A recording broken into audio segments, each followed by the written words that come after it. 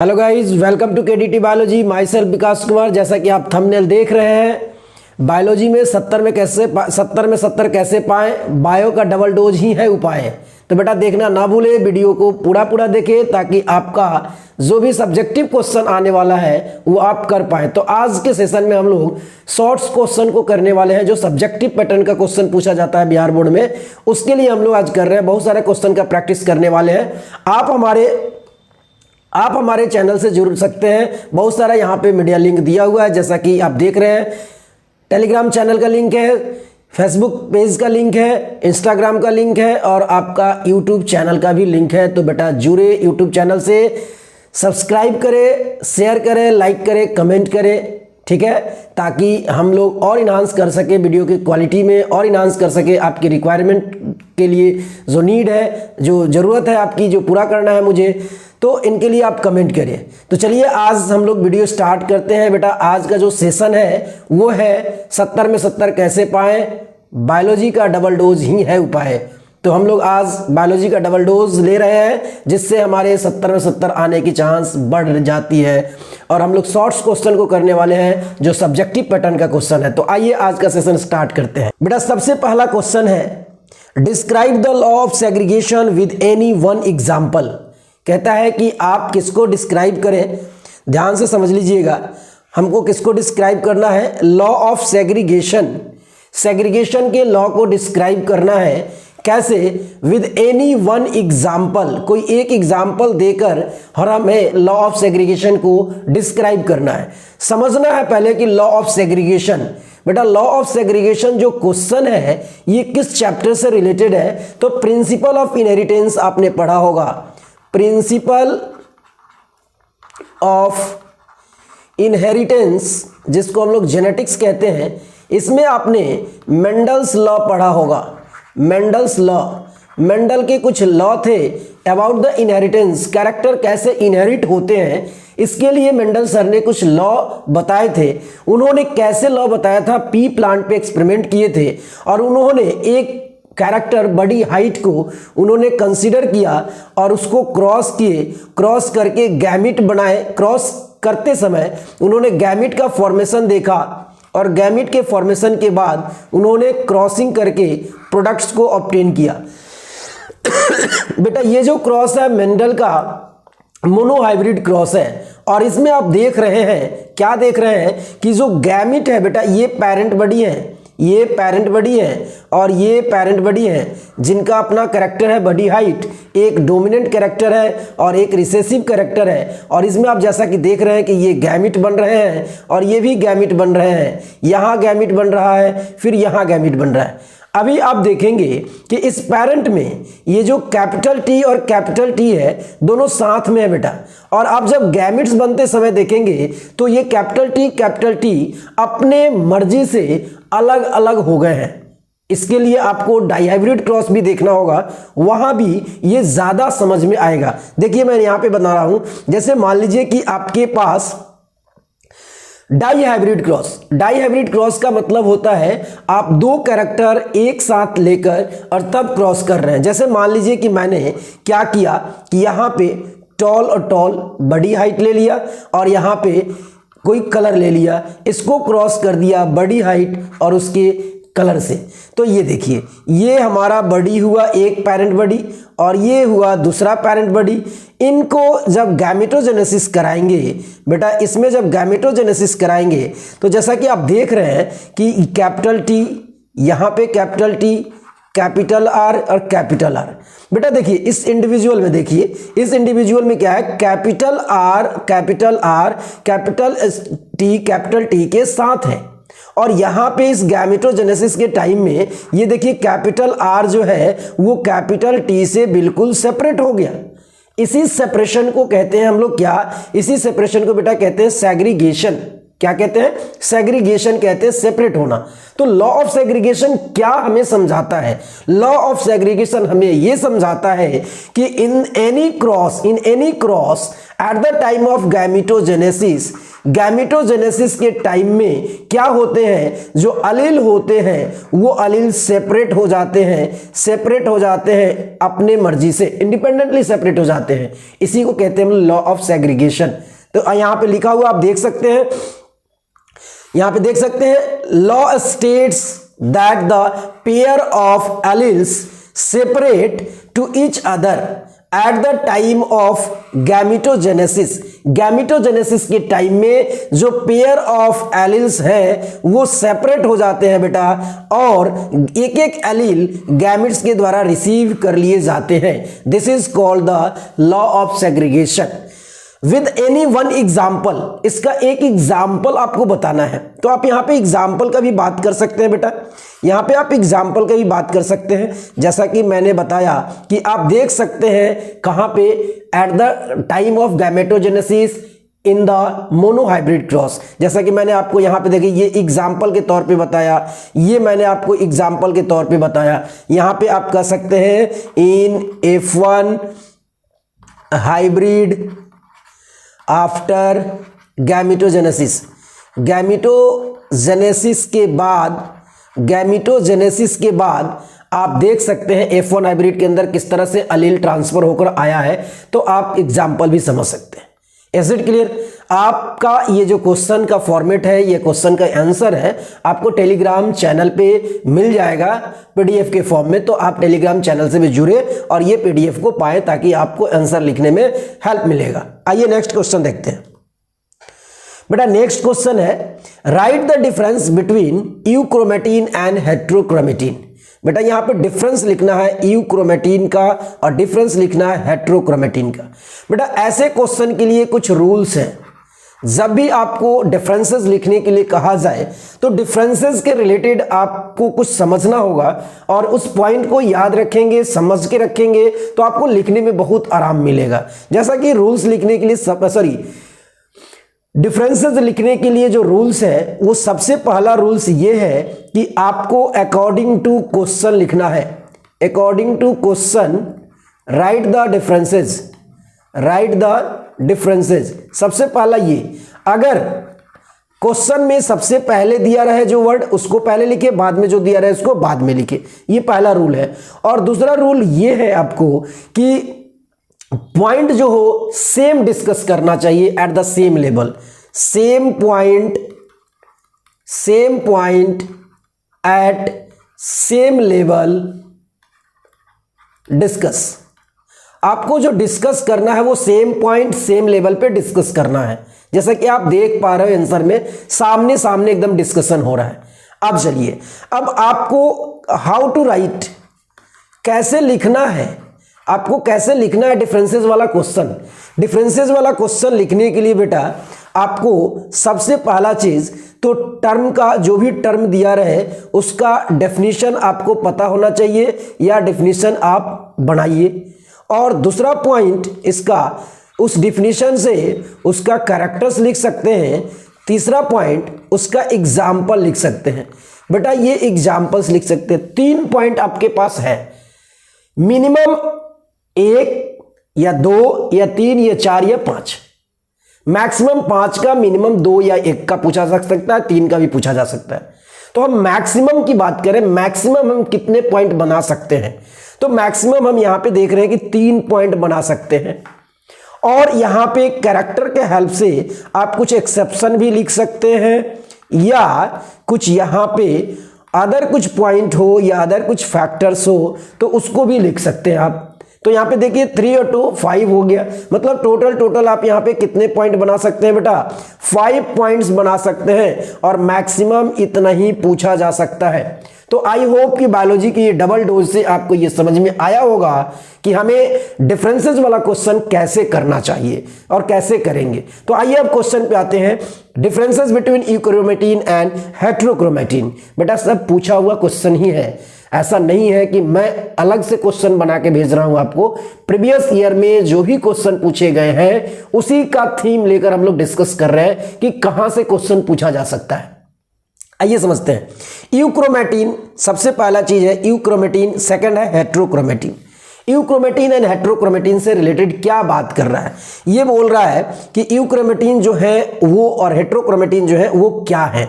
तो सबसे पहले डिफिनेशन कि जो यूक्रोमेटिन होते हैं वो क्रोमेटिन ऐसे हैं जो लूजली पैक्ड है, और हेट्रोक्रोमेटिन जो होते हैं जो डेंसली पैक्ड है।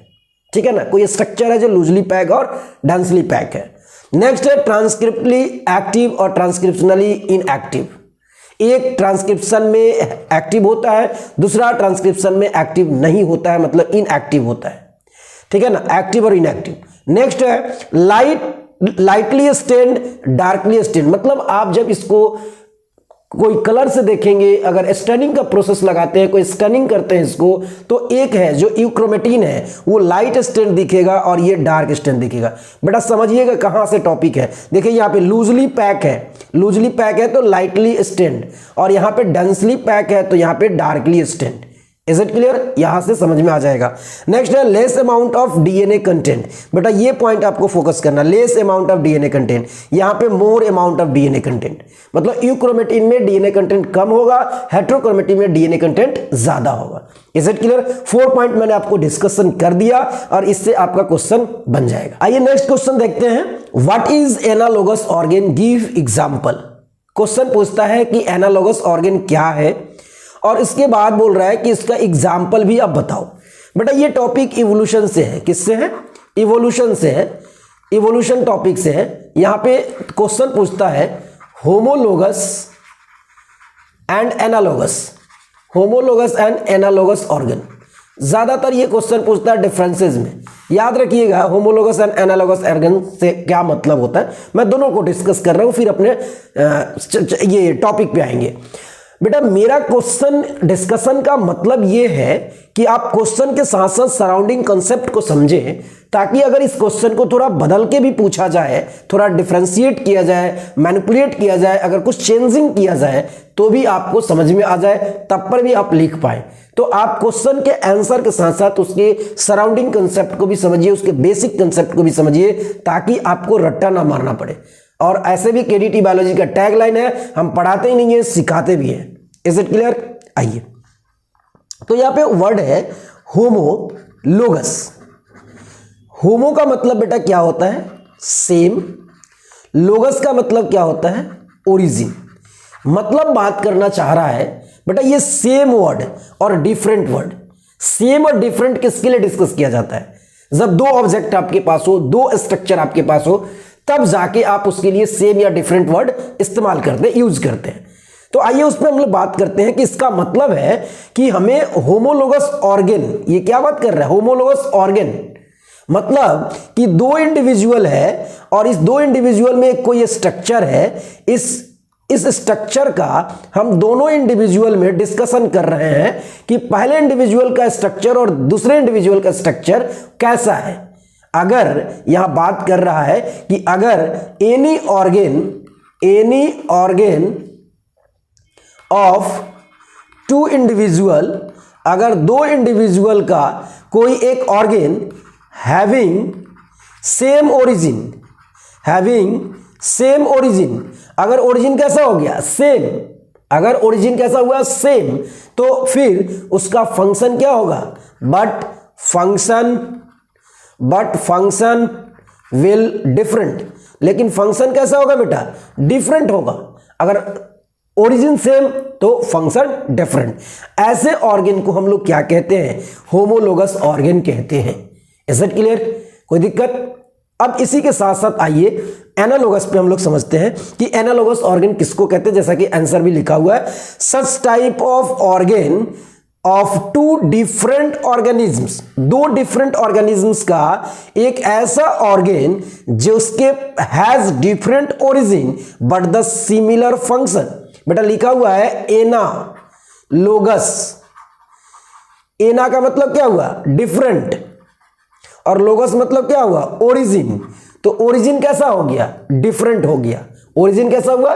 डिफरेंट। तो फिर फंक्शन क्या हो जाएगा? सिमिलर। और होमोलोगस में आपने क्या देखा? ओरिजिन सिमिलर तो डिफरेंट, फंक्शन क्या हो गया? डिफरेंट हो गया। दोनों में डिफरेंसेस समझ रहे हैं? चलिए तो वैसे ऑर्गन को हम लोग क्या कहते हैं? एनालोगस ऑर्गन कहते हैं। एग्जाम्पल भी लिखा हुआ है, eyes of octopus and mammals. देखो बेटा, दो इंडिविजुअल है, मैमल्स है और ऑक्टोपस है। इनका क्या ऑर्गन है? आईज ऑर्गन है, जो क्या होते हैं? ओरिजिन में डिफरेंट होते हैं लेकिन फंक्शन में क्या होते हैं? सिमिलर होते हैं। तो फिर वो ऑर्गन क्या हो गया? एनालोगस हो गया दोनों का। फ्लिपर्स, फ्लिपर्स ऑफ किसका? पेंगुइन्स और डॉल्फिन्स। डॉल्फिन और पेंगुइन का फ्लिपर जो होता है वो भी एनालोगस होता है। उसकी बनावट अलग अलग होती है, वो बने हुए अलग अलग स्ट्रक्चर से होते हैं लेकिन दोनों फंक्शन में कैसे होते हैं? सेम होते हैं। इसीलिए इनको क्या कहते हैं? एनालोगस ऑर्गन कहते हैं। Is it clear? तो एनालोगस ऑर्गन आप समझ गए होंगे। बेटा यहां पे मैं एक ट्रिक की बात कर रहा हूं, समझिएगा इस ट्रिक को। इस ट्रिक को समझिएगा, यहां से क्वेश्चन बार बार पूछता है, नीट में भी क्वेश्चन पूछता है और आपका बोर्ड जो है, चाहे वो सीबीएसई बोर्ड हो या बिहार बोर्ड हो, यहां भी क्वेश्चन पूछता है। हम लोग एक बनाते हैं एसडी विद एसी, ठीक है ना? एसडी विद एसी, एसडी के साथ साथ एसी भी लगा हुआ है हमारे घर में, ठीक है? तो अब यहां पे एसडी विद एसी, तो एसडी टीवी एसी का मतलब क्या हुआ? सबसे पहले तो टीवी को आप क्रॉस कर देंगे और एसी को रहने देंगे और एसडी को रहने देंगे। बेटा एच का मतलब हुआ होमोलोगस ऑर्गन। क्या हुआ? Homologous organ. और डी का मतलब क्या हुआ? डाइवर्जेंट। ए का मतलब क्या हुआ? Analogous organ.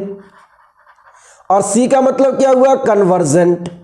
तो बात करेंगे हम लोग कि होमोलोगस ऑर्गन कैसा इवोल्यूशन शो करता है? बेटा डाइवर्जेंट इवोल्यूशन शो करता है। और एनालोगस ऑर्गन कैसा इवोल्यूशन शो करता है? तो कन्वर्जेंट इवोल्यूशन शो करता है। एसडी विद एसी, एसडी भी हमारे घर में, एसी भी हमारे घर में। एसडी जो है वो होमोलोगस डाइवर्जेंट, एसी जो है एनालोगस कन्वर्जेंट। तो यहां से भी क्वेश्चन पूछा जा सकता है। बाकी जो क्वेश्चन था एनालोगस ऑर्गन के बारे में ये भी डिस्कशन हुआ। तो बेसिक पॉइंट और सराउंडिंग कंसेप्ट सारा का सारा डिस्कस हो गया। अब हम लोग बढ़ते हैं नेक्स्ट क्वेश्चन में। नेक्स्ट क्वेश्चन आता है फिर से, write the difference between the Ramapithecus and Dryopithecus. बेटा अगेन ये क्वेश्चन फिर कहां से है? अगेन ये क्वेश्चन इवोल्यूशन से भी है और बेसिकली ये ह्यूमन इवोल्यूशन से है। कहां से है बेटा? ह्यूमन इवोल्यूशन से ये क्वेश्चन है। बोलता है रेमेप्थिकस और ड्रैप्थिकस ये क्या है? डेवलपिंग ह्यूमन बींग्स है। जब ह्यूमन बींग्स में इवोल्यूशन हो रहा था, चेंजिंग हो रहा था, उस टाइम के ये शुरुआती दौर के ये क्या है? ह्यूमन बींग्स है, जिनका नाम रेमेप्थिकस और ड्रैप्थिकस है। दोनों में क्या डिफरेंसेस है ये समझना है हमको। कहते हैं रेमेप्थिकस जो है और जो ड्रैप्थिकस है, इन दोनों में डिफरेंसेस ये है बेटा। सबसे पहले कि रेमेप्थिकस जो है मोर मैन लाइक है, मतलब मैन के जैसा ज्यादा है, और ड्रैप्थिकस जो होता है मोर एप के जैसा ज्यादा होता है। नेक्स्ट बोलता है कि रेमेप्थिकस जो है वो 16.6 मिलियन ईयर्स एगो के आसपास देखा गया था और प्रेजेंट अबाउट 15 माया मतलब मिलियन ईयर्स एगो के आसपास देखा गया था। नेक्स्ट कहता है कि रेमेप्थिकस के जो 4 लिम्स हैं वो स्मॉलर होते हैं देन द हाइंड लिम्स, लेकिन रेमेप्थिकस के 4 लिम्स जो होते हैं वो लॉन्गर होते हैं than the hind limbs. Differences है, एक का 4 लिम्स हाइंड लिम्स से स्मॉलर है, दूसरे का 4 लिम्स हाइंड लिम्स से लॉन्गर है। और नेक्स्ट बोलता है कि रेमेप्थिकस का फॉसिल जो है शिवालिका हिल्स के तरफ पाया जाता है और ड्रैप्थिकस का जो फॉसिल्स है वो यूरोप और अफ्रीका में ज्यादा पाया जाता है।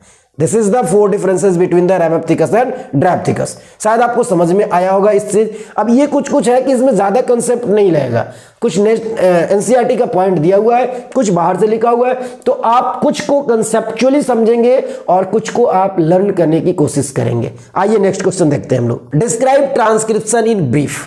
कहता है यहां पे कि हमें ट्रांसक्रिप्शन को बताना है। What is transcription? बेटा फिर से मैं कोर कंसेप्ट पे डिस्कस करूंगा कि मेन पॉइंट जो है वो सारा चीज आपका क्लियर होना चाहिए।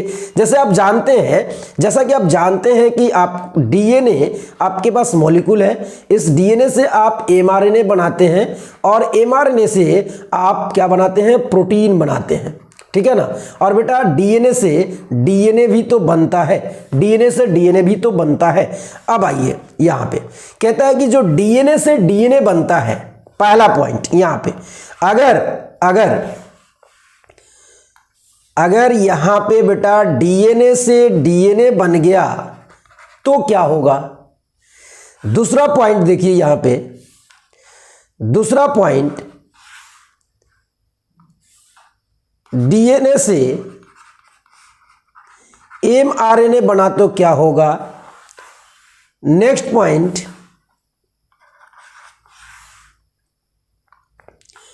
एमआरएनए से प्रोटीन बनेगा तो क्या प्रोसेस होगा। और एक पॉइंट और मैं डिस्कस करना चाहूंगा, फोर्थ पॉइंट, जैसा कि आप देख रहे हैं कि अगर आपके पास आरएनए हो और उस आरएनए को आप डीएनए में कन्वर्ट करना चाहते हो, तब प्रोसेस क्या एप्लीकेबल होगा। सारा का सारा कहीं से भी पूछे आप बना सकते हैं इस क्वेश्चन के हेल्प से। क्वेश्चन भी आपका हुआ, बाकी उसके आसपास के सराउंडिंग कंसेप्ट भी साथ में हुआ। तो मैं प्रोसेस का नाम लिखते चलता हूं, आप देखते चलेंगे। चलिए, सबसे पहला प्रोसेस जो है बेटा, डीएनए से डीएनए बनना, इसको कहते हैं रेप्लिकेशन। क्या कहते हैं? रेप्लिकेशन। अगर डीएनए से डीएनए बन रहा है तो रेप्लिकेशन, डीएनए से एमआरएनए बन रहा है तो इसको कहते हैं ट्रांसक्रिप्शन। क्या कहते हैं बेटा? ट्रांसक्रिप्शन। एमआरएनए से प्रोटीन बन रहा है, इसको कहते हैं ट्रांसलेशन। क्या कहते हैं? ट्रांसलेशन। और इसके बाद हमारे पास आरएनए से डीएनए बनता है बेटा, आरएनए से डीएनए बनता है, इसको कहते हैं रिवर्स ट्रांसक्रिप्शन। ट्रांसक्रिप्शन बेटा, आरएनए से सॉरी डीएनए से एमआरएनए बनना ट्रांसक्रिप्शन। तो आप एमआरएनए से डीएनए बना रहे हैं तो बैक आ रहे हैं, इसीलिए नाम पड़ा reverse transcription. Is it clear? तो जितने पॉइंट थे मैंने डिस्कस किया, ये पॉइंट अगर आपके पास है तो इससे अदला बदला क्वेश्चन भी आ गया, इसके चेंजिंग क्वेश्चन भी आ गया, तो समझो कि आपसे बन जाएगा। तो आपका क्वेश्चन ही केवल नहीं हो रहा है, आपका कोर कंसेप्ट भी साथ में चल रहा है, बेसिक टॉपिक भी चल रहा है। तो ट्रांसक्रिप्शन के बारे में समझ गए होंगे शायद आप। देखिए यहां पे ट्रांसक्रिप्शन है, 2 number point, DNA to mRNA, DNA को एमआरएनए में चेंज करना ट्रांसक्रिप्शन कहलाता है। तो वही चीज यहां पे लिखा हुआ है कि the process through which DNA convert into mRNA is called transcription. और जैसा कि आप देख रहे हो यहां पे, ये देखो डीएनए से एमआरएनए कन्वर्ट हो गया बेटा, ये क्वेश्चन हो गया, आंसर हो गया, ये इसका मतलब हो गया कि डीएनए से एमआरएनए में हम कन्वर्ट कर रहे हैं। और इस प्रोसेस के होने के लिए 3 स्टेप इसमें इंक्लूड होते हैं। सबसे पहले इनिशिएशन, फिर इलॉन्गेशन और फिर टर्मिनलाइजेशन। मतलब सिंपल मीनिंग, जैसे ये डीएनए स्ट्रैंड है तो ये डीएनए स्ट्रैंड आपस में बाइंड होते हैं, आपस में बाइंड होते हैं। तो सबसे पहले ये डीएनए स्ट्रैंड क्या होगा, डीएनए स्ट्रैंड आपस में पहले इनिशिएट होते हैं, मतलब यहाँ पे प्राइमर लगाओ और प्राइमर लगा के इसका डिस्कशन, इसका इलॉन्गेशन शुरू करो। तो पहले इनिशिएशन, फिर इलॉन्गेशन और फिर जाके उसका पॉइंट रुक जाता है, प्रोसेस टर्मिनलाइजेशन। तो 3 स्टेप में ये प्रोसेस कंप्लीट होते हैं। Is it clear? चलिए एक पॉइंट और देखेंगे बेटा, यहाँ पे कह रहे हैं कि इस प्रोसेस में एंजाइम भी इन्वॉल्व होते हैं। एंजाइम इन्वॉल्व होते हैं कौन से? RNA polymerase. तो ये भी आप याद रखेंगे। देखिए यहां भी कुछ मैंने कंसेप्ट बताया और बाकी यहां भी मैंने कुछ कंसेप्ट बताया, जैसा कि आप ये देख रहे हैं, ये पॉइंट और ये पॉइंट, ये इंपॉर्टेंट पॉइंट है इस क्वेश्चन से रिगार्डिंग। बाकी आपका आंसर तो यही कहानी खत्म हो गया, लेकिन ये भी पॉइंट मैंने डिस्कस कर दिया आपके फायदे के लिए। चलिए तो नेक्स्ट क्वेश्चन देखते हैं। Comment upon Klinefelter syndrome. कहता है कि क्लेनफेल्टर सिंड्रोम जो है इस पे आपको कमेंट लिखना है। सबसे पहले समझना है बेटा कि ये जो है एक तरह का जेनेटिक डिजीज है। कैसा है? जेनेटिक डिजीज है। अगर जेनेटिक डिजीज है तो क्रोमोसोमल भी है, क्रोमोसोमल भी है। क्यों होता है? क्योंकि क्रोमोसोम के एवरिएशन होते हैं, क्रोमोसोम के चेंजिंग होते हैं, जिसके कारण ऐसा होता है। लिखा हुआ है कि this is the genetic disorder, it cause due to the presence of additional copy of X chromosome in such individual, number of chromosome is 47। बेटा हमारे में नॉर्मल ह्यूमन बींग्स होते हैं उसमें कितने क्रोमोसोम होते हैं? 46। लेकिन इसमें क्या कह रहा है कि एक एक्स क्रोमोसोम एक्स्ट्रा हो गया तो ये कितने हो जाएंगे? 47। लेकिन इसका कैरियोटाइप 44 प्लस एक्स्ट्रा हो गया है एक्स, तो ये इसका कैरियोटाइप हो जाएगा। Such individual are sterile. Sterile का मतलब होता है कि जो रिप्रोडक्शन में इन्वॉल्व नहीं है, जो उसके पास कैपेसिटी नहीं है, और उसके पास फेमाइन कैरेक्टर भी हो जाता है। मतलब बॉडी कैसा होगा बेटा, बॉडी जो होगा वो मेल होगा, और इस मेल में अपीयरेंस कैसा होगा, फीमेल की तरह अपीयरेंस होगा। ब्रेस्ट का डेवलपमेंट, फेमाइन कैरेक्टर मतलब ब्रेस्ट डेवलपमेंट, तो इसको हम लोग कहते हैं क्या, इसको हम लोग कहते हैं फेमाइन कैरेक्टर का होना। तो ये कुछ पॉइंट रहा क्लेनफेल्टर सिंड्रोम से रिलेटेड। आइए हम नेक्स्ट क्वेश्चन देखते हैं। What is GMO? बहुत बहुत very very important, very very important question. BBI बार बार ये क्वेश्चन पूछता है, जीएमओ क्या है। जीएमओ का सबसे पहले तो आपको फुल फॉर्म जानना होगा बेटा। जो जीएमओ वर्ड लिखा हुआ है, इस जीएमओ का फुल फॉर्म आपको जानना होगा, जेनेटिकली मॉडिफाइड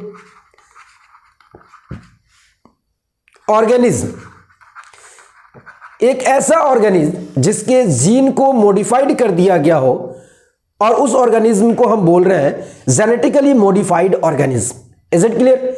तो अब कहता है कि आप जीएमओ को समझाएं, बताएं और उसका एग्जाम्पल दिखाएं।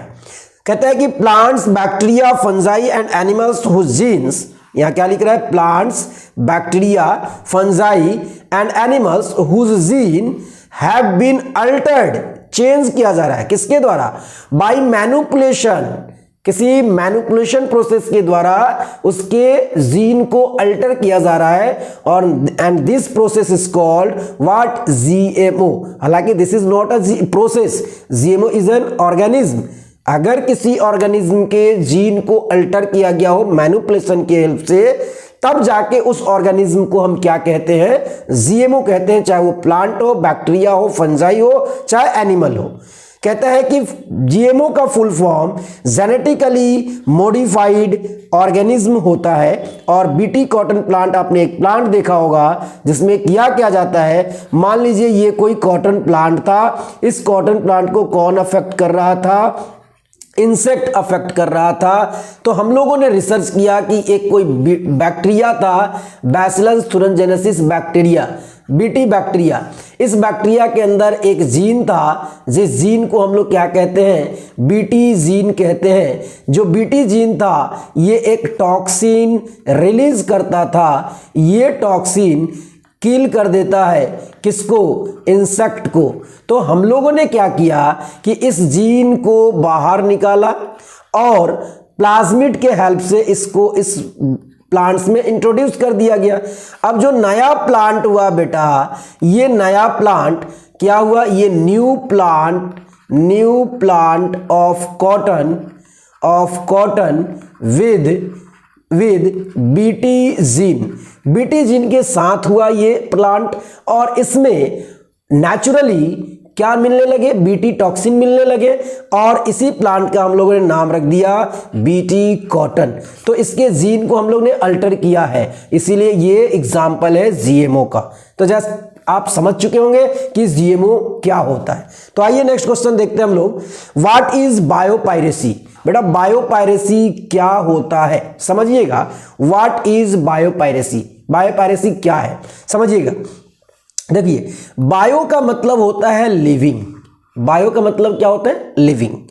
और पायरेसी वर्ड जो है वो कहीं ना कहीं इलीगल यूज है। क्या बेटा, इलीगल यूज है, इलीगल यूज है। इलीगल मतलब यहाँ पे इलीगल यूज है, मतलब आप किसी लिविंग सोर्स को आप क्या कर रहे हैं, यूज कर रहे हैं without giving information to government and their honour. नहीं आप गवर्नमेंट को कोई इंफॉर्मेशन दिए हैं, ना ही उसके ऑनर को कोई इंफॉर्मेशन दिए हैं, एंड नॉट पे टैक्सेस, और ना ही कोई आप टैक्सेस पे कर रहे हैं। तो अगर आप किसी के बनाए हुए लिविंग सोर्स को उसके बिना इंफॉर्मेशन, बिना टैक्स पे किए हुए, बिना गवर्नमेंट के परमिशन का अगर आप यूज कर रहे हैं उसको, तो वो इलीगल यूज हुआ, और उस इलीगल यूज को हम लोग बोलते हैं बायोपायरेसी। जैसे मान लीजिए कि कोई रिसर्चर है जिन्होंने एक सीड बनाया और इस सीड का नाम उन्होंने मान लो कुछ रखा, ए नाम रख दिया। अब क्या हुआ कि तुम एक आदमी हो जो कि इस सीड को यूज कर रहे हो बिना किसी रिसर्चर को बताए हुए, तो ये बायोपायरेसी के अंदर आता है।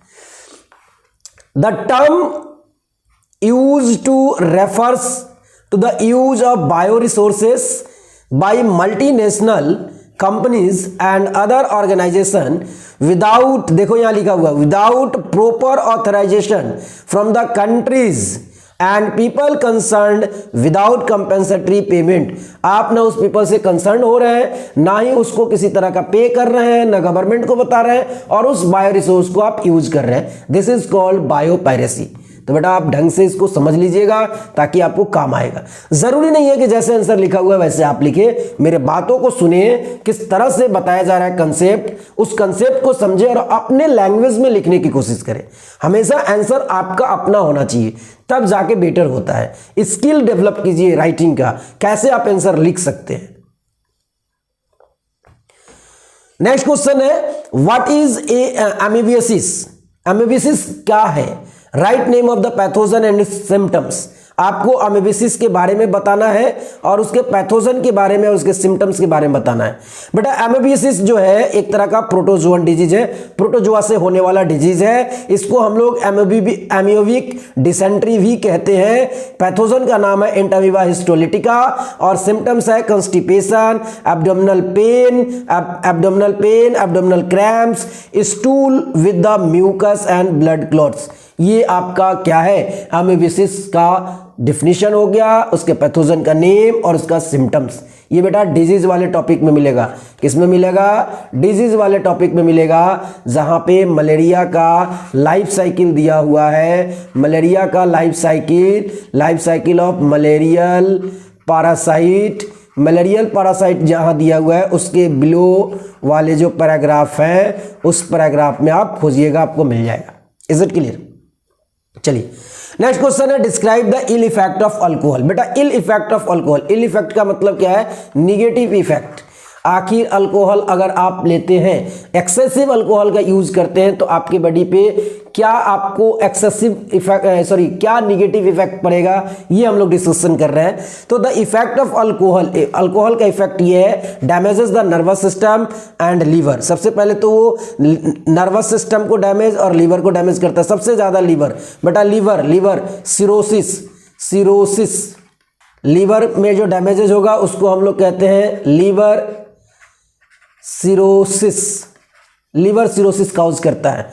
एडवर्सली अफेक्ट द फीटस, बेटा ये फीटस को भी अफेक्ट कर देता है। कब? During the pregnancy. अगर कोई फीमेल प्रेग्नेंट है, अल्कोहल का यूज कर रही है, तो उसके फीटस पे जरूर अफेक्ट पड़ेगा।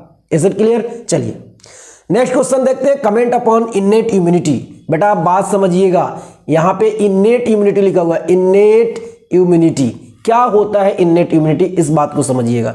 सबसे पहले मैं वर्ड लिख रहा हूं इम्यूनिटी। इम्यूनिटी क्या होता है? अ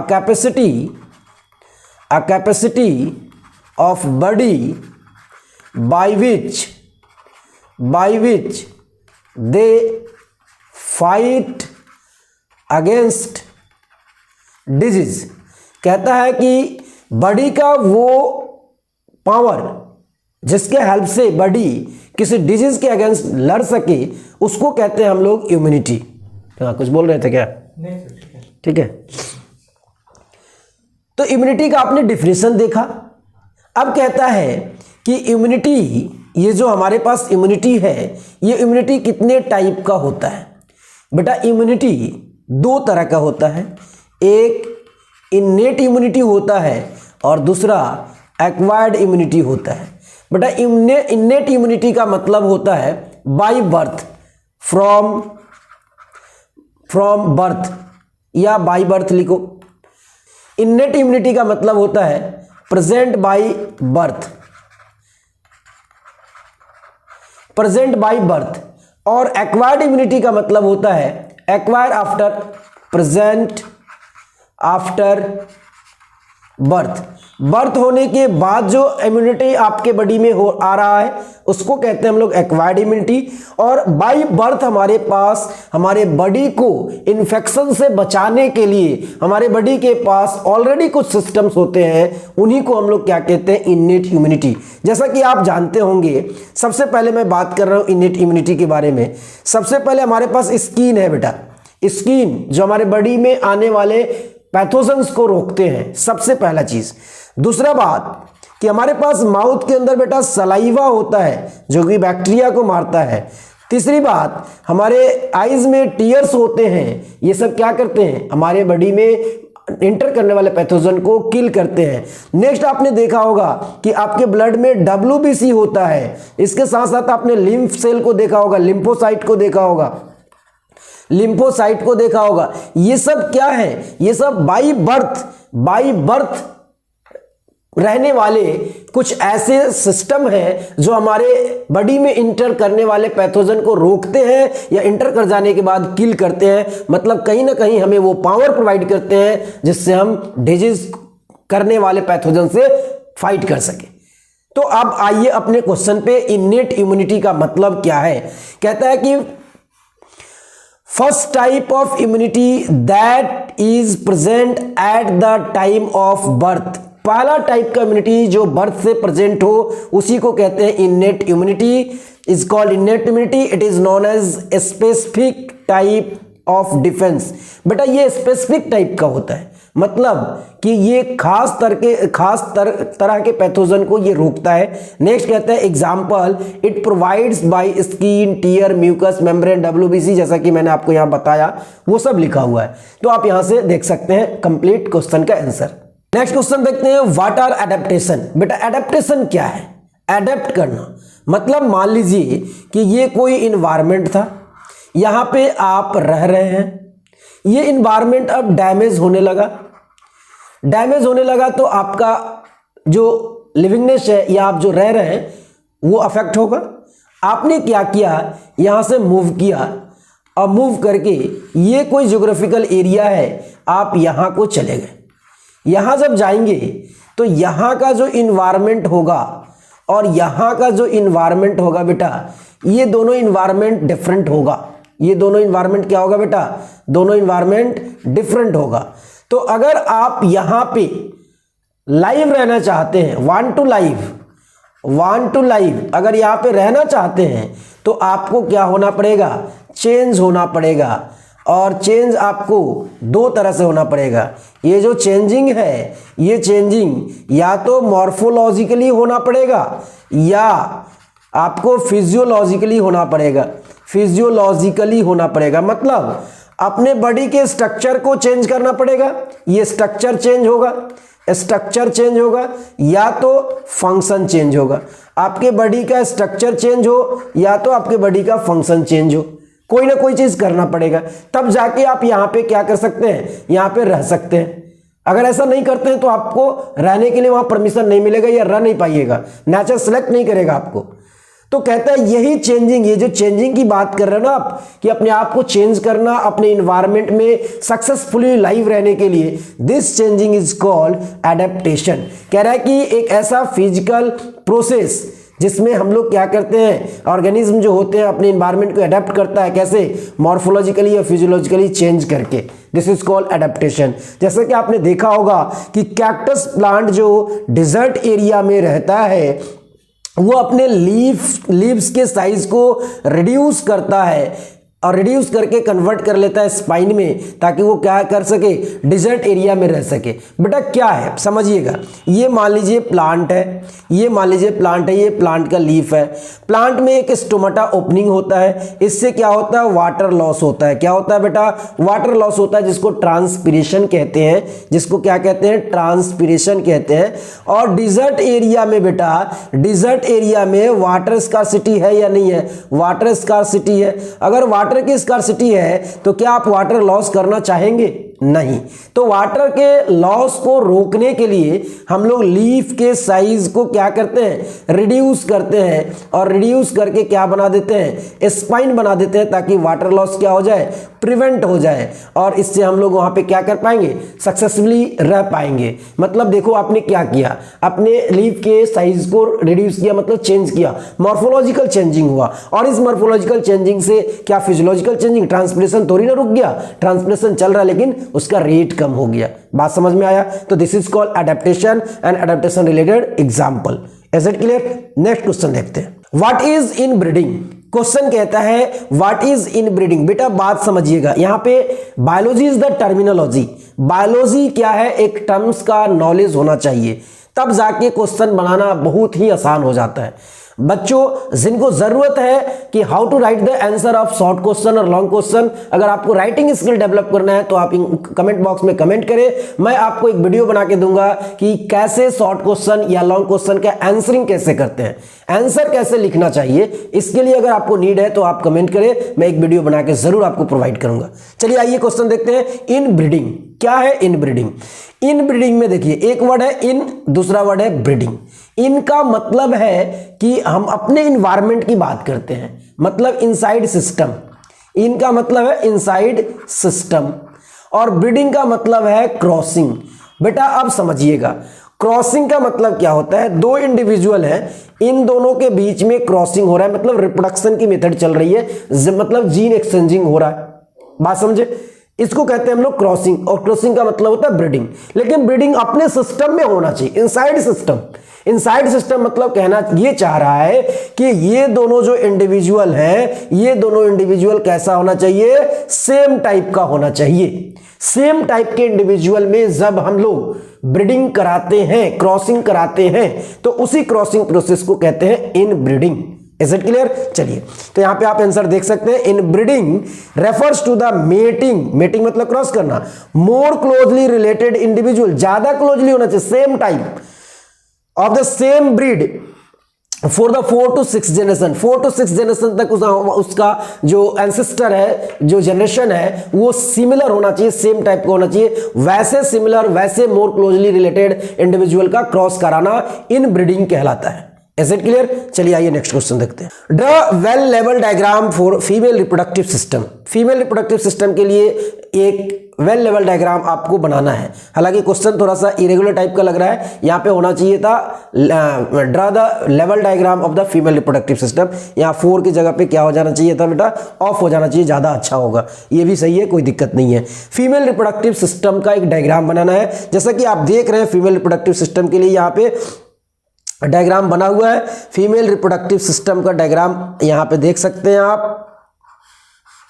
फीमेल रिप्रोडक्टिव सिस्टम का डायग्राम बना हुआ है, देखिए ध्यान से, मैं एक बार रफली ड्रॉ कर रहा हूं। ये देखिए, सबसे पहले आप इस तरह से बनाएंगे, ये पॉकेट बना दिए। इस पॉकेट के ऊपर आप इस तरह से हैंड की तरह स्ट्रक्चर बना देंगे, इसको यहां ले जाएंगे, फिर यहां से लाएंगे, फिर हैंड की तरह स्ट्रक्चर बना देंगे, ये ले जाएंगे, और बेटा यहाँ आप सर्कल बना देंगे, जोड़ देंगे, यहाँ पे यहाँ सर्कल बना के अटैच कर देंगे, और ये जो पॉइंट है कुछ इस तरह का बना देंगे। देखिए से ये जो आप डायग्राम देख रहे हैं और ये जो डायग्राम देख रहे हैं कुछ उसी तरह का डायग्राम है। फिर आप लेवलिंग कर देंगे। सबसे देखिए बेटा, ये बीच वाला जो पार्ट होगा उसको हम लोग यूट्रस कहेंगे, और ये जो आप देख रहे हैं, ये जो हाथ की तरह जो स्ट्रक्चर पाइप की तरह जो दिख रहा है, ये पूरा का पूरा फैलोपियन ट्यूब होगा। और फैलोपियन ट्यूब के ब्रैकेट में यहाँ देखो सर्कल टाइप लगा होगा, इसको ओवरी कहेंगे। ये पतला सा पाइप, ठीक है ना, ये पतला सा पाइप जो कि यूट्रस और यहाँ जेनाइटल को कनेक्ट करेगा, जिसको सर्वाइकल कैनाल कहेंगे। और ये जो नेक पॉइंट होगा बेटा, इस पॉइंट को कहेंगे सर्विक्स, और ये जो आप बाहर का पॉइंट देख रहे हैं इसको कहेंगे हम लोग वेजाइना। और इसके बाहर जो पॉइंट दिखेगा उसको एक्सटर्नल जेनाइटेलिया भी कहते हैं, एक्सटर्नल जेनाइटेलिया भी कहते हैं। इधर देखिए, इधर आप देखिए, ये जो आप देख रहे हैं, ये जो देखिए, ये फिंगर जैसा स्ट्रक्चर बना है इस फिगर में, ये फिंगर लेग स्ट्रक्चर को ही फिम्ब्रियाई कहते हैं, जैसा कि आप यहाँ देख रहे हैं फिम्ब्रियाई के बारे में। और ये ओवरी जो कनेक्टेड है उसको कहते हैं ovarian ligament. Is it clear? तो ये आपका फीमेल रिप्रोडक्टिव सिस्टम। ये भी क्वेश्चन बहुत ही इंपॉर्टेंट है बेटा, वेरी वेरी इंपॉर्टेंट, बार बार पूछता है ये डायग्राम। तो आप इसका प्रैक्टिस करें कैसे बनाया जाता है, जैसा कि मैंने आपको यहाँ पे बना के दिखाया, तो ये आप कोशिश करेंगे बनाने की। नेक्स्ट क्वेश्चन देखते हैं। Comment upon x two conservation. बेटा यहाँ पे वर्ड है कंजर्वेशन। कंजर्वेशन का मतलब क्या करना, बचाना, किसी को बचाना। आप किसको बचाते हो, कोई डैमेज हो रहा है, कोई खत्म होने वाला है, उसको आप बचाने की कोशिश करते हो। और ये टॉपिक है किससे, इकोलॉजी वाले यूनिट से। कह रहा है कि ये कोई ज्योग्राफिकल एरिया है, यहाँ पे बहुत तरह के लिविंग ऑर्गेनिज्म है, ये लिविंग ऑर्गेनिज्म डैमेज हो रहा है, मतलब कि एक्सटिंक्ट होने वाला है, इंडेंजर्ड है, मतलब ये इंडेंजर्ड है का मतलब कि ये अब खत्म होने वाला है। तो हम लोग कोशिश करते हैं क्या कि इस लिविंग ऑर्गेनिज्म को क्या किया जाए, इसको क्या किया जाए, कंजर्व किया जाए। कंजर्वेशन की नीड है। तो अब यहाँ पे कंजर्वेशन के लिए दो मेथड आता है। पहला मेथड आता है at native place, at native place, उसी के प्लेस पे करना। दूसरा आता है outside from native place, native place से बाहर इसको सेव करना। जैसे मान लीजिए कि ये जो घर है, ये घर डैमेज हो रहा है, तो फिर ये लिविंग ऑर्गेनिज्म भी डैमेज होगा। तो हम लोग कोशिश करते हैं कि इस घर को ही क्या किया जाए, सेव किया जाए, ताकि वो लिविंग ऑर्गेनिज्म भी सेव हो जाए। तो इसको कहते हैं नेटिव प्लेस पे होना। और नेटिव प्लेस पे होना इन सीटू कंजर्वेशन कहलाता है। इन सीटू कंजर्वेशन कहलाता है। क्या कहलाता है बेटा, इन सीटू कंजर्वेशन कहलाता है। और जो आउटसाइड होते हैं, उस आउटसाइड को हम लोग क्या कहते हैं, जो आउटसाइड होते हैं बेटा, उस आउटसाइड को हम लोग कहते हैं एक्स-सीटू। क्या कहते हैं, एक्स-सीटू। एक्स मतलब आउटसाइड, इन मतलब अपने नेटिव प्लेस पे। क्वेश्चन क्या आपसे पूछा यहाँ पे, एक्स-सीटू कंजर्वेशन मतलब क्या कि उसको अपने नेटिव प्लेस से आउटसाइड में किसी जगह पे सेव करना है। तो आइए यहाँ पे देखते हैं। इन दिस अप्रोच, मतलब ये जो कंजर्वेशन है, एक्स-सीटू कंजर्वेशन का मतलब कोई आइडिया है, कोई तरीका है लिविंग ऑर्गेनिज्म को कंजर्व करने का। तो कहता है कि in this approach threatened animal and plants are taken out from the natural habitat. देखिए कह रहा है कि यहाँ पे नेचुरल हैबिटेट से उसको बाहर कर लिया जाता है and place in a special setting where they can be protected. और स्पेशल सेटिंग में रख देते हैं जहाँ पे स्पेशल केयर हो और वो प्रोटेक्ट रहे। ऐसे अप्रोच को हम लोग एक्स-सीटू कंजर्वेशन कहते हैं। एग्जाम्पल है जूलॉजिकल पार्क, बोटेनिकल गार्डन है और वाइल्ड लाइफ सफारी है। इसके लिए यूज किया जाता है, किसके लिए, एक्स-सीटू कंजर्वेशन के लिए। चलिए आइए नेक्स्ट क्वेश्चन देखते हैं हम लोग। What are allergies. यहां कह रहा है कि सर एलर्जी क्या होता है। बेटा एलर्जी का मतलब होता है आपकी बॉडी में किसी तरह का कोई पैथोजन, कोई केमिकल इंटर किया है जिसको अपोज कर रहा है आपका बॉडी कुछ सिम्टम्स दिखा के। आपको बॉडी बताना चाह रहा है कि बॉडी में कुछ ना कुछ प्रॉब्लम है। तो एक सिम्टम्स दिखना किसी केमिकल के एंट्रेंस के बाद, और उसी को हम लोग कहते हैं एलर्जी। तो चलिए एलर्जी देखते हैं। एलर्जी क्या है। अब जैसे मैंने बताया कि बॉडी में केमिकल इंटर करने से बॉडी खुद एक रिस्पॉन्स दे रहा है, बताना चाह रहा है कि कुछ ना कुछ गड़बड़ हो रहा है, उसी को हम लोग कहते हैं एलर्जी। यहां लिखा हुआ है कि exaggerated response of the immune system to the certain antigen present in the environment is called the allergy। कह रहा है कि environment में कुछ एंटीजन प्रेजेंट होते हैं जो केमिकल है, कोई डस्ट है, कोई पॉलन ग्रेन है, वो आपकी बॉडी में एंटर किया और बॉडी में एंटर करने से आपका इम्यून सिस्टम कुछ रिस्पॉन्ड कर रहा है उस एंटीजन के रिस्पेक्ट में कि इस एंटीजन को रोकना चाहिए। और वही रिस्पॉन्स किसके नाम से जाना जाता है, एलर्जी के नाम से। और वो रिस्पॉन्स किसी सिम्टम्स के रूप में दिखता है। जैसे कि आप बात कर सकते हैं कि एलर्जी का सिम्टम्स जो है, यहाँ पे एलर्जी का जो सिम्टम्स है, स्नीजिंग है, वाटरी आई है, रनिंग नोज है, डिफिकल्टी इन ब्रीदिंग है, दिस इज द सिम्टम्स। ये सब सिम्टम्स है। ये सब क्या है बेटा, सिम्टम्स हैं जो क्या करते हैं, एलर्जी बताते हैं कि एलर्जी है बॉडी के अंदर। ठीक है ना। और एलर्जी काउज करने वाले को एलर्जेंस कहते हैं। A substance which can cause allergy is called allergen. Example dust, smoke, pollen, etc। तो एलर्जी और एलर्जेंस दोनों चीज बता दिया मैंने। Is it clear? चलिए next question. Comment upon ethical issues in context of modern biological advancement. बेटा कह रहा है कि हमें एथिकल इश्यूज पे कुछ कमेंट करना है जो कि मॉडर्न बायोलॉजिकल एडवांसमेंट में कुछ अपना रोल प्ले कर रहा है। एथिकल इश्यूज का मतलब हुआ कि हम लोग लिविंग के बीच में जो रिलेशंस है, जो एक सामाजिकता है, जो एक धर्म है, उसके रिगार्डिंग आप क्या सोचते हैं। जैसा कि आपने सुना होगा कि अलग अलग रिलीजन में अलग अलग लिविंग को अलग तरह से बिहेव किया जाता है। बहुत लोग काउज को मानते हैं, बहुत लोग डॉग्स को मानते हैं, बहुत लोग कैट को मानते होंगे, बहुत लोग बफेलोज को मानते हैं, बहुत लोग पिग को मानते हैं। अलग अलग कम्युनिटी के लोग अलग अलग लिविंग ऑर्गेनिज्म को एक अपना आइडियल मानते हैं और वो एक एथिकल रूल हो जाता है कि इसको डैमेज नहीं करना है, इसको बचाना है। तो बायोटेक्नोलॉजी जो चैप्टर है आपका, उसमें जो बायोटेक्नोलॉजी का जो प्रोसेस बताया गया है, वो बायोटेक्नोलॉजी प्रोसेस कहीं ना कहीं एथिकल प्रॉब्लम को, एथिकल इश्यूज को क्लियर करता है, समझाता है, बताता है या उसमें अपना रोल कंट्रीब्यूट करता है कि एथिकल इश्यूज कैसे खत्म होंगे। कैसे समझेंगे, बात समझिएगा। कोई ऑर्गेनिज्म है, सपोज कीजिए कोई ऑर्गेनिज्म है, ये ऑर्गेनिज्म एक प्रोडक्ट देता है, ये प्रोडक्ट यूज करता है कौन? Human beings. लेकिन ह्यूमन बींग्स की अलग अलग कम्युनिटी है। मान लीजिए मैंने इसको ए कम्युनिटी माना, मानिए मैंने इसको बी कम्युनिटी माना, दोनों ह्यूमन बींग्स हैं। ए के लिए ये यूजेबल है, लेकिन बी इसको अपना गॉड मानता है। तो ए और बी के बीच में प्रॉब्लम होगा। इसी प्रॉब्लम को हम लोग एथिकल इश्यूज कहते हैं। एक एप्लीकेशन आया जिसको कहते हैं बायोटेक्नोलॉजी।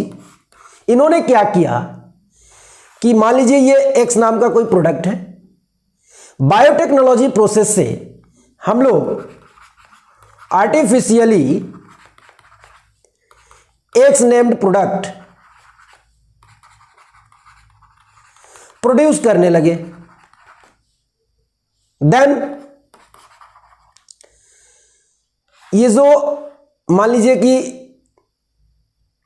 जेड नाम का कोई ऑर्गेनिज्म है, देन जेड organism do not kill by human beings. Human beings के द्वारा ये जो जेड ऑर्गेनिज्म है ये किल नहीं होने लगा, क्योंकि जो प्रोडक्ट चाहिए वो प्रोडक्ट हमें मिलने लगा। तो ये जो कम्युनिटी था, ए कम्युनिटी जो था, जो कि जेड को किल कर रहा था अपने प्रोडक्ट के लिए, अब इस ए कम्युनिटी को ये प्रोडक्ट बायोटेक्नोलॉजी के हेल्प से मार्केट में मिल रहा है। तो ये जेड नाम के ऑर्गेनिज्म को नहीं मारेगा, नहीं किल करेगा। तो जो बी कम्युनिटी है वो जो मान रहे हैं कि ये जेड हमारा गॉड है, तो उनका ये सेव हो गया। तो इनके बीच, ए कम्युनिटी और बी कम्युनिटी के बीच जो प्रॉब्लम हो रहा था वो प्रॉब्लम क्या हुआ? सॉर्ट आउट हो गया। तो बायोटेक्नोलॉजी वो एप्लीकेशन है जो एथिकल इश्यूज को क्या करता है? सॉर्ट आउट करता है। अब हमें एथिकल इश्यूज पे कुछ कमेंट करना है।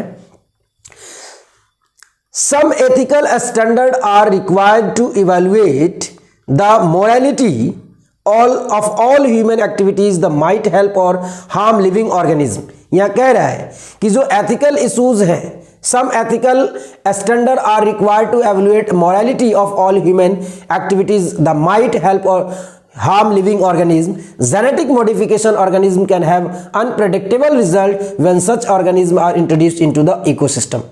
कह रहा है कि जो ह्यूमन बॉडी किसी को मार रहे थे अपने एक्टिविटीज से, किसी को हार्म कर रहे थे, इस चीज को ठीक करने के लिए जेनेटिकली मॉडिफाइड ऑर्गेनिज्म आ गए हैं, जो कि अनप्रोडिक्टेबल रिजल्ट हमें प्रोवाइड कर रहे थे, हमारे इकोसिस्टम को प्रोवाइड कर रहे थे। और इसी तरह के ऑर्गेनिज्म को इकोसिस्टम में इंट्रोड्यूस कर दिया गया, तो क्या हुआ, एथिकल इश्यूज जो थे वो समाप्त हो गए, जैसा कि मैंने आपको यहां पे डिस्कस किया। समझ गए बात? तो ये कंसेप्ट है आपका एथिकल इश्यूज के कमेंट के ऊपर। चलिए नेक्स्ट क्वेश्चन हम लोग देखते हैं, differentiate between commensalism and amensalism. बेटा इस सेशन में डिफरेंशिएशन का क्वेश्चन, डिफरेंसेस का जो क्वेश्चन है वो लगभग तीसरा क्वेश्चन आ गया, तो आप डिफरेंसेस वाले टॉपिक को थोड़ा सा देखेंगे, बार बार क्वेश्चन ऐसा आ रहा है। Differentiate between commensalism and amensalism. Commensalism जो है और एमेंसलिज्म जो है, इनके बीच डिफरेंसेस लिखना है। बेटा आप इकोलॉजी वाले ऑर्गेनिज्म एंड पॉपुलेशन चैप्टर में जाइएगा। इकोलॉजी का यूनिट है ऑर्गेनिज्म एंड पॉपुलेशन का टॉपिक है। इसमें जाइएगा पॉपुलेशन इंटरेक्शन, पॉपुलेशन इंटरेक्शन एक टॉपिक है। पॉपुलेशन इंटरेक्शन में समझाया गया है कि दो ऑर्गेनिज्म है, इन दोनों ऑर्गेनिज्म का जो इंटरेक्शन है, ये जो दोनों ऑर्गेनिज्म का इंटरेक्शन है, ये इंटरेक्शन का पैटर्न जो है या जो स्टाइल है, ये डिफरेंट हो सकता है। कैसे? कहता है कि पहला कंडीशन में ये हो सकता है, दूसरा कंडीशन में ये हो सकता है, तीसरा कंडीशन में ये हो सकता है, चौथा कंडीशन में ये हो जाए, पांचवें कंडीशन में ये हो जाए। बात समझिएगा। इसका मतलब ये है सबके लिए कुछ ना कुछ टर्म्स रिप्रेजेंट किया गया है। ये साइन का मतलब, फर्स्ट साइन का मतलब हुआ बेटा दोनों बेनिफिटेड है। सेकंड साइन का मतलब हुआ एक बेनिफिटेड है, दूसरा हार्म है। दोनों हार्म है, एक बेनिफिटेड है, दूसरे को कुछ नहीं हो रहा है, एक हार्म है, दूसरे को कुछ नहीं हो रहा है। ये मतलब निकला, और इन्हीं चीजों को हमें यहां पे समझना है। आपने पढ़ा होगा म्यूचुअल अंडरस्टैंडिंग। म्यूचुअल अंडरस्टैंडिंग का मतलब क्या? हमारी और आपकी समझ एक जैसा होना चाहिए, एक लेवल का होना चाहिए, ताकि दोनों में कुछ कमियां भी रहे तो हम लोग मैनेज करके चले, मतलब दोनों को बेनिफिट हो रहा है उस मैनेज से। तो यही कहना चाह रहा है कि जब दो ऑर्गेनिज्म आपस में इंटरेक्ट हो तो दोनों क्या हो, बेनिफिटेड हो। जैसा कि आपने लाइकेन को देखा होगा, लाइकेन में अलगी और फंजाई दोनों एसोसिएट होते हैं, और अलगी और फंजाई दोनों बेनिफिटेड होते हैं। This association, this interaction is called what? Mutualism, symbiotic association. अगर दोनों बेनिफिटेड हो रहे हैं बेटा, तो ये म्यूचुअलिज्म या म्यूचुअल अंडरस्टैंडिंग भी कह सकते हैं। दोनों अगर, थर्ड नंबर, दोनों अगर किल हो रहे हैं, मतलब दोनों हार्म हो रहे हैं, तो इसको आप कंपटीशन भी कह सकते हैं या आप प्रेडेशन भी कह सकते हैं। बात समझ में आया? चलिए एक मिनट।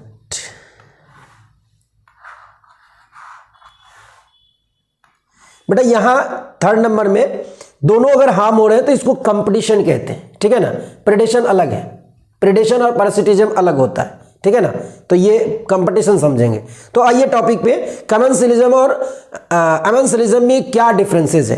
कहता है कि कमेंसलिज्म जो है, it is an interaction in which one organism is benefited and other is not benefited, sorry not affected. एक बेनिफिटेड होता है, दूसरा कोई अफेक्शन नहीं होता, जैसा कि आप देख रहे हो फोर्थ नंबर, एक बेनिफिटेड हुआ, दूसरा कोई अफेक्शन नहीं हुआ।